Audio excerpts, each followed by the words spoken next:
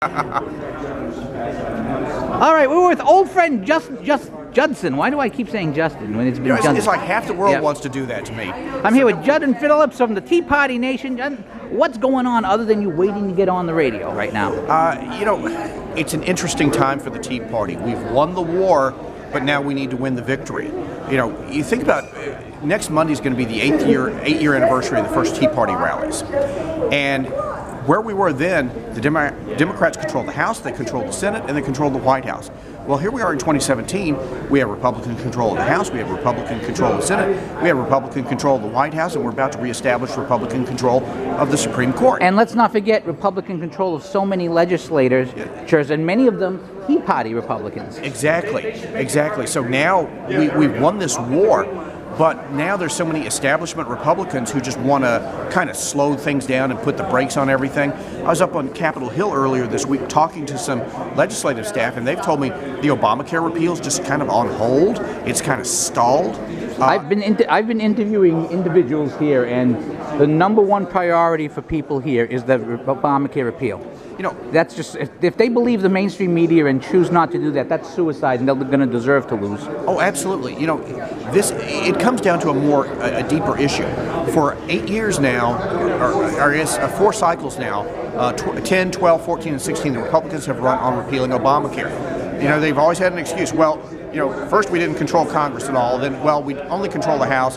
Then we control just the House and the Senate, but we still need the White House. Well, guess what? You got all three. You got no excuses now. If you don't do it now, the voters, instead of giving you a landslide in 2018 and setting up what could be a generation of Republican control of the government, they're going to turn on you. I remember the first Tea Party rally I covered in 2010. I dived deep into the crowd. You know how the media generally goes on the periphery looking for a thing to snipe. I went in the crowd, was basically talking to groups of 20 or 30 at a time, and shouted, "How many of you here trust the GOP?" Not a single person said yes. And now we're going to find out. I mean, I don't mind if it takes 6 months. I don't mind if it even takes a year, because it took a year for them to pass it.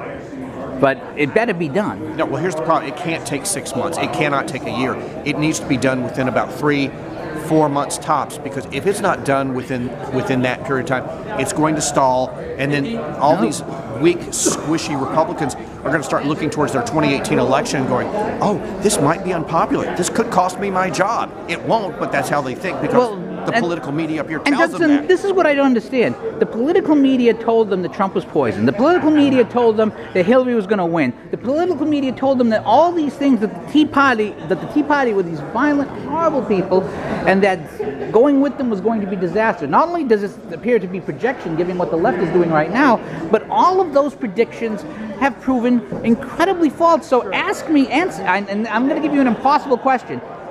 Given this record, why would any sane member of the GOP believe the media, which is advancing the thing? I mean, they have John Bean out there. They're not going to repeal this, and the media is playing it. And why would people fall for this? How stupid can you be?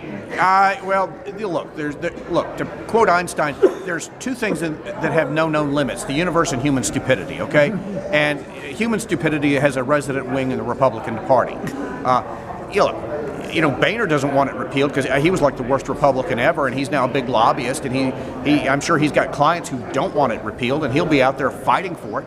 We've got big government Republicans like Lamar Alexander of Tennessee, who says, "Oh, we can't repeal Obamacare until we have a replacement." Translation: I just want a big government program that's run by Republicans, not Democrats. In other words, I was willing to vote for repeal and denounce Obamacare when there was no chance. Yeah, exactly. And so, going back, just drilling down to the absolute basics on this, the Republicans have a huge trust issue, and this is their year.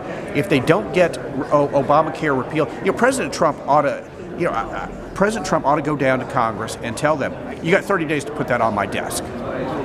And I think there ought to be a threat to accompanied with that to the GOP that says, "If you don't put it on my desk, I'm going to start vetoing every piece of legislation that comes across my desk until I get this."